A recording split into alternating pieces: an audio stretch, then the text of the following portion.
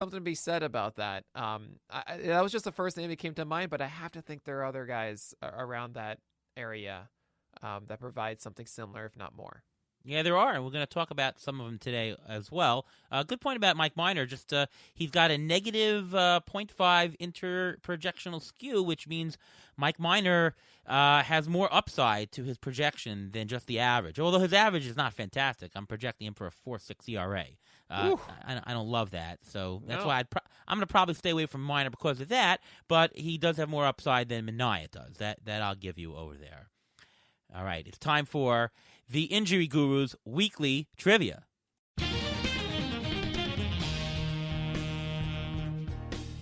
Well, the next player we're going to be discussing is going to be Andrew Heaney. I mentioned him earlier in the show. He does have a history of injuries. So my trivia question for this week is this. Who has pitched more innings since 2014? Is it Andrew Heaney or Rich Hill? Nick, what do you think? Oh, that's going to be since 2018? Since 2014. Oh, that's going to be Rich Hill. Okay, Ariel, what do you think? I would have said Heaney, except that you're asking the question with Hill. The question is, why are you asking the question? I'm gonna say Hill because I think it's gonna be a trick question here. Okay, the answer is Rich Hill. Rich Hill has pitched All right. 507 innings, and Andrew Heaney has pitched 502. No, so same. just think about that. Just Andrew Heaney has gone through all these injury things. So has Rich Hill. Rich Hill has gotten you a lot more value. Now, as a bonus question, which teams did they pitch for during that time period? This is a little bit tougher. Heaney is just the Angels, right? Not just the Angels, no. No. He was on the Marlins. That's correct. That's where he came That's from. correct. Yeah. He came up with the Marlins. I remember watching his debut. I think it was even against the Angels. Maybe not. Now, Rich Hill. What teams has he pitched for since 2014? Oakland, Cubs. Red Sox. Oakland Red Sox. That's 2. It's not Cubs. Nope. Oh, that was his 2009. Dodgers and Twins. Dodgers and Twins. Correct. They got 2 more. He pitched the 2 more.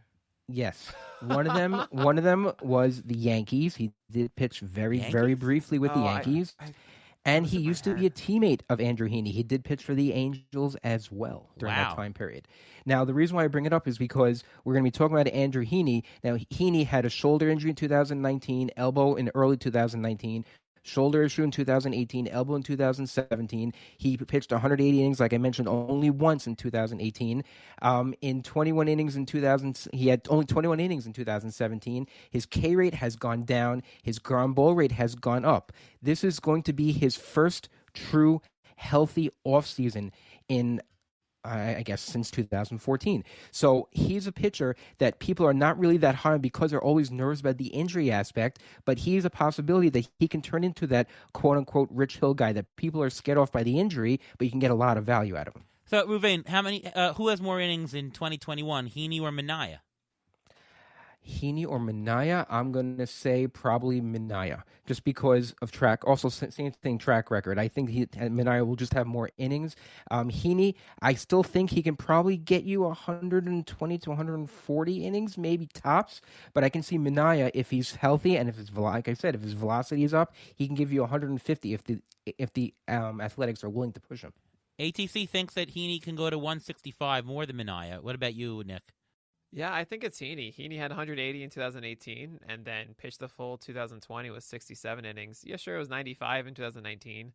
Minaya, to me, he's just trying to grind it out a little bit more. And I feel like I understand Heaney's track record. I mean, he had 6 starts in 2016 and 17 combined.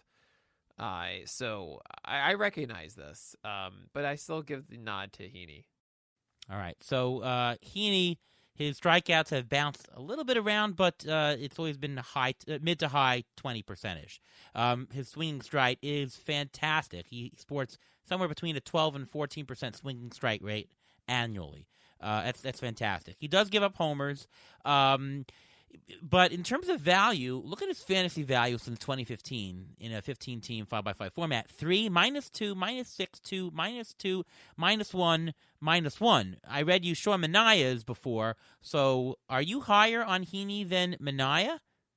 Oh, yeah. Okay. I mean, I'm not getting either one probably because I don't truly trust Heaney because Heaney is so inconsistent and it's maddening because he can be so good. Potential. Yeah, it's maddening. I call it a poor execution, awesome stuff. Where he has this really good changeup that misses a ton of bats. He has a curveball that he keeps down, and his sinker at times, like he can do the full triangle of pitch separation of sinkers up and changeups arm side away from right-handers and curveballs down and in glove side to right-handers. So it's all there, and seeing the fact that he's pretty much had a 26% strikeout rate over his past 3 years is crazy good. But right, it is the home runs. That's why he has a 4+ ERA along that way, about 4.5, despite never being above a 1.3 WHIP. So he is actually helping you in two departments there, strikeouts and WHIP. It's just, of course, those home runs. Maybe the dead ball does help him. I'm not going to do that, by the way. I'm not going to. We can't put any weights on that dead ball. But, whatever. It could. But with Heaney, I don't trust, that he's, okay, they're both sidewinders, and I don't like sidewinders. I don't like guys who throw cross body. They're both lefties doing this. It's kind of funny to me. And neither of them, I think, are able to have the fastball command they need to have to take the next step. The benefit for Heaney is that his changeup and curveball are both going to miss more bats than either of the offerings that Manaea has. He also throws, I think, a little bit harder with that sinker, and when he elevates, he has more success.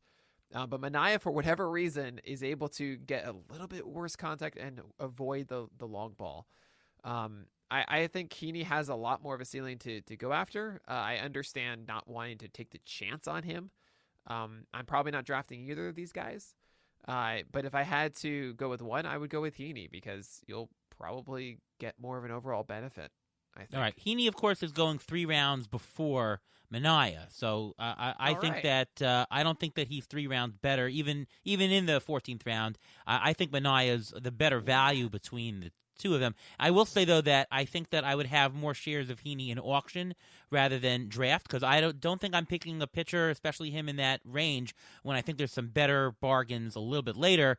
But in an auction, if I get enough of a bargain off of his price, I'm good with. So I think Heaney is more of an auction. I'm not going to say target, but more of an auction possibility for me. Ruvain, any thoughts? Yeah, I'm so nervous about Heaney. Heaney's been on our team, me and you, Ariel. We've been on our team almost every single year. Not a lot of shares, though. Not one share here or there. But we always target him, and we always think, you know what? He's going to be a bargain. We're going to want to. He's one of the biggest bargains almost every year. But he's never lived up to that hype, and that's the problem. He's never lived up to it. You know what? A lot of pitchers take time to get to their hype. Maybe if he has a full offseason, maybe he'll be the Dylan Bundy this year and he'll live up to the hype. You never know. Ooh, Dylan Bundy needed to do a massive pitch approach change. And we were yelling at it from afar for Baltimore, and it finally happened in LA, thankfully. Yeah, well, I know Fast loves him, but, everyone knows he's going to throw a curveball on pitch 1 now. Because the book is out on him, so... Because Fast wrote that article. But actually, staying with the Orioles, I'm shocked to see John Means going 2 picks later than Andrew Heaney, and I would jump all over that at 215 overall. Yeah.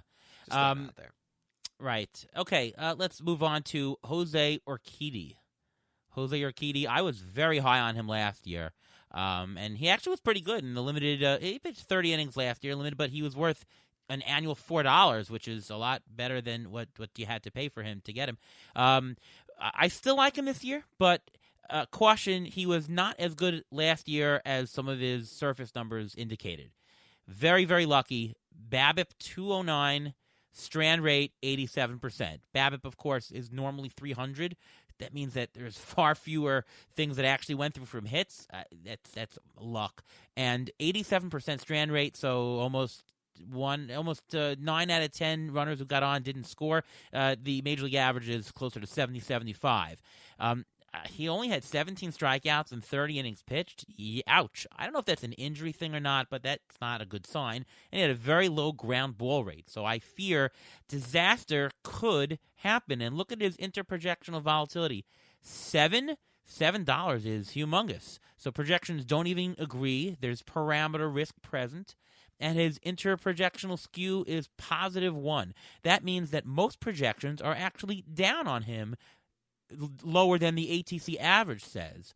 So looking at some of the risk factors and all that, even though he's about a $4 bargain in an auction setting, he's going in the 16th round, I think that there's more downside possible here. I might be shying away. What about you, Nick? Oh man, there's not enough of a sample to pull everything you need to know about Jose Urquidy, in my view. Okay. I think Urquidy's way better than where he's getting drafted. It's kind of shocking because I'm not really, I wouldn't call myself a fan of Jose Urquidy. I get a sense that the general consensus in like 12 teamers or so are going to be, you're going to have someone in your league that's going to draft Jose Urquidy before I would, is what I'm trying to get at. I'm seeing really quickly, like the bat has him at 454. You guys have him at 415. Depth charts at 475. Seamer at 466 ERAs.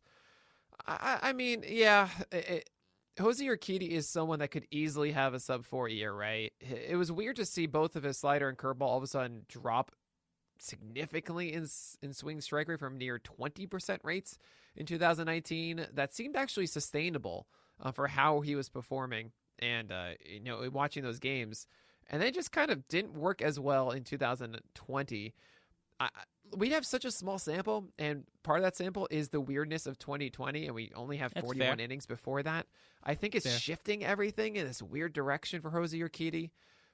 I know it's weird to talk about this because I call it the playoff tax, but I think we've all forgotten about his weird World Series performance in 2019. Like, that is what Jose Urquidy can do. And I don't think that his talent level is so far away. Like, I don't think that was just one moment in the sun. He's just a bad pitcher otherwise. He's someone with a really good changeup. And his breaking stuff, as I mentioned before, has shown abilities to miss bats, and his fastball's good enough. Like, it's all there. I think the only real concern that I have with Jose Urquidy is not the ratios. It's how much is he actually going to go? He's only combined for 70 innings in the majors from 2019 and 20. Sure, there were some playoff innings in there too. So yeah, like 100 at most. It doesn't make for 170 innings this year, even if Dusty Baker is your manager. So, okay, 150. If I'm getting 150 of Jose Urquidy, I think those should be beneficial to you, even in a 12-team, let alone a 15.